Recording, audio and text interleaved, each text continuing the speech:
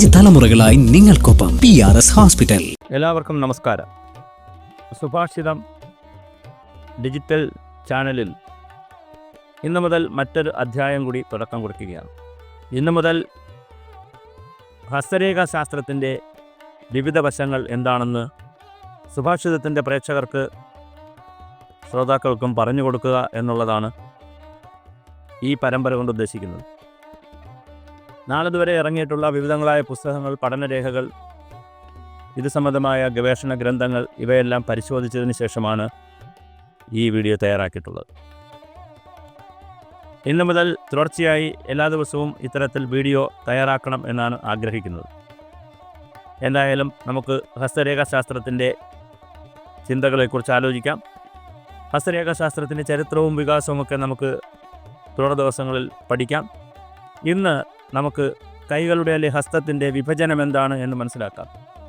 നമ്മുടെ മണിബന്ധം മുതൽ വിരലുകളുടെ അഗ്രം വരെയുള്ള ഹസ്തഭാഗത്തെ പ്രധാനമായി 2 ഭാഗങ്ങളായിട്ടാണ് തിരിച്ചിരിക്കുന്നത്. ഒന്ന് മണ്ഡലങ്ങൾ അല്ലെങ്കിൽ മൗണ്ട്സ്, 2 കൈത്തലം അല്ലെങ്കിൽ കൈയുടെ ഉൾക്കൈ പാം. മണ്ഡലങ്ങൾ എന്ന് പറയുന്നത് കൈയുടെ ഉൾഭാഗത്ത് ഓരോ വിരലിൻ്റെയും അറ്റത്തായി പൊങ്ങി നിൽക്കുന്ന അല്ലെങ്കിൽ ഉയർന്നു നിൽക്കുന്ന മാംസള ഭാഗമാണ് മണ്ഡലം അതിനെയാണ് മണ്ഡലം എന്നറിയപ്പെടുന്നത്.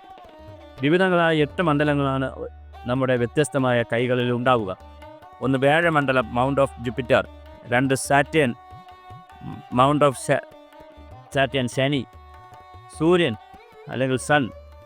മെർക്കുറി അഥവാ ബുധൻ. ചൊവ്വയുടെ മുകൾ മണ്ഡലം, അപ്പർ മൗണ്ട് ഓഫ് മാസ്. ചന്ദ്രൻ അല്ലെങ്കിൽ മൂൺ. ശുക്രൻ അല്ലെങ്കിൽ വീനസ്. ചൊവ്വയുടെ അധോ മണ്ഡലം, ലോവർ മൗണ്ട് ഓഫ് മാസ്.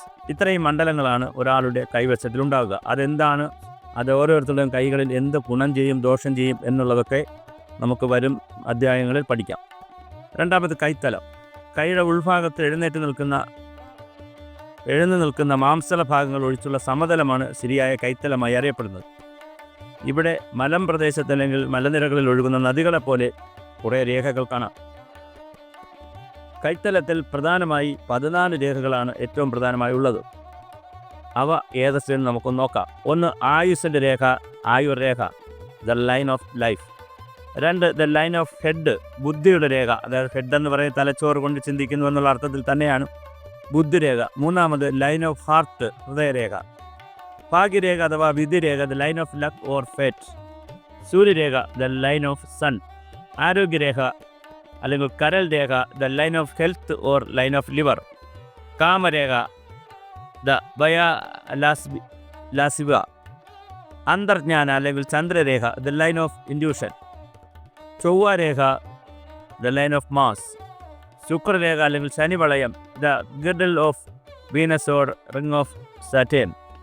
1 കങ്കണരേഖ, the first bracelet of the റാസിറ്റെ. 2 കങ്കണ, the second bracelet of the rascette. 3 കങ്കണരേഖ, the third bracelet of the rascette. ബാന്ധവരേഖ, the line of union or marriage. ഇങ്ങനെ വ്യത്യസ്തങ്ങളായ രേഖകളാണ് നമ്മുടെ കൈവശമുള്ളത്. ഓരോരുത്തരുടെയും കൈകളുടെ രേഖകളുടെയും അതുപോലെ തന്നെ വ്യത്യസ്തമായ ശരീരഭാഗങ്ങളുമൊക്കെ നോക്കിയാൽ നമുക്ക് തീർച്ചയായിട്ടും ഇതിനെ സംബന്ധിക്കുന്ന രൂപങ്ങൾ പറയാൻ പറ്റും. കൈത്തലം ആകെ നോക്കിയാലും ഒരു ഹസ്തത്തിൻ്റെ അസ്ഥിപഞ്ജരം, കൈയുടെ അടിഭാഗത്ത് 8 ചെറിയ എല്ലുകൾ ചേർന്നതാണ് മണിബന്ധം. ഇവയുടെ ശരീരശാസ്ത്ര സംബന്ധിമായ പേര് മണിബന്ധാസ്ഥി എന്നാകുന്നു. അതുപോലെ തന്നെ കൈ ആപ്പാടം നോക്കിയാൽ അതിൻ്റെ വലിപ്പം, ചെറിയ ഹസ്തങ്ങളുണ്ട്, ശരാശരി കൈകളുണ്ട്, വലിയ ഹസ്തങ്ങളുണ്ട്, വളരെ വലിയ ഹസ്തങ്ങളുമുണ്ട്. അതുപോലെ തന്നെ കയ്യിൽ ഓരോ ഭാഗവും എടുത്തു നോക്കിയാൽ വളരെ വ്യത്യസ്തമായ ഹസ്തങ്ങൾ അല്ലെങ്കിൽ കൈകൾ കാണാം. സാധാരണയായി സ്ത്രീകളുടെ ഇടത് കൈയിലെയും പുരുഷന്മാരുടെ വലത് കൈയിലെയും രേഖകളാണ് നോക്കുന്നത്. പക്ഷേ ഇതിനെ സംബന്ധിച്ചുള്ള ആധികാരികമായ പുസ്തകങ്ങൾ എഴുതിയിട്ടുള്ള, പഠനങ്ങൾ നടത്തിയിട്ടുള്ള കൗണ്ട് ലൂയി ഹാമൻ എന്ന കേറോയുടെ അഭിപ്രായത്തിൽ 2 കൈകളും നോക്കേണ്ടതാണ്. അങ്ങനെ 2 കൈകളും നോക്കിയാണ് ഇതിനെ സംബന്ധിക്കുന്ന വിശദാംശങ്ങൾ തയ്യാറാക്കുന്നത്. അപ്പോൾ ഹസ്തരേഖാശാസ്ത്രം അല്ലെങ്കിൽ ഹസ്തരേഖ എന്ന് പറയുന്നതൊരു പ്രത്യേക വിഭാഗമായി ഭാരതത്തിലും ലോകത്തിലെ വിവിധ ഭാഗങ്ങളും വളർന്നു വന്നതാണ്. ഇതിൻ്റെ വിശദാംശങ്ങൾ ഓരോ രേഖകളെ സംബന്ധിച്ചും എങ്ങനെയാണിത് പഠിക്കുക, എങ്ങനെയാണ് നമ്മുടെ കൈകളെ നോക്കി ഭാവി നിർണ്ണയിക്കുക എന്നുള്ളത് കൃത്യമായി വരും ദിവസങ്ങളിൽ നമുക്ക് പഠിക്കാം. പക്ഷെ അപ്പോഴൊരു പ്രശ്നമുണ്ട്. ഹസ്തരേഖ അവസാനത്തെ ഒരു രേഖയല്ല. നമ്മുടെ കർമ്മം കൊണ്ട്, പ്രവൃത്തികൾ കൊണ്ട് രേഖകളിൽ മാറ്റമുണ്ടാകാം.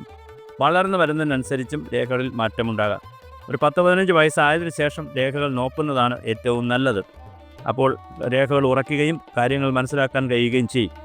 എന്തായാലും ഹസ്തരേഖയെ സംബന്ധിക്കുന്ന വിശദാംശങ്ങൾ തുടർ ദിവസങ്ങളിൽ ഈ ചാനലിൽ ഉണ്ടാകും എന്ന് അറിയിക്കുന്നു. എല്ലാവർക്കും ഹസ്തരേഖ പഠിക്കുന്നതിനും അവരവരുടെ കൈകളിലെ ഹസ്തരേഖ നോക്കി ഭാവിയും ഭൂതകാല കാര്യങ്ങൾ അറിഞ്ഞ് ഭാവി കാര്യങ്ങൾ നിശ്ചയിച്ച് മനോഹരമായ ജീവിതം നയിക്കുന്നതിനുള്ള എല്ലാ സാഹചര്യവും സൃഷ്ടിക്കുക എന്നതാണ് ഈ ഇത്തരം വീഡിയോകളിലൂടെ ഉദ്ദേശിക്കുന്നത്.